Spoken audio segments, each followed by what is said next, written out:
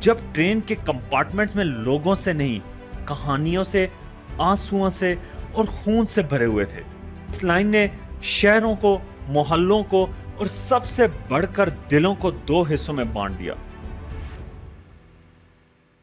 अल्लामा इकबाल ने क्या खूब कहा है, सितारों से आगे जहां और भी हैं, अभी इश्क के इम्तिहान और भी हैं।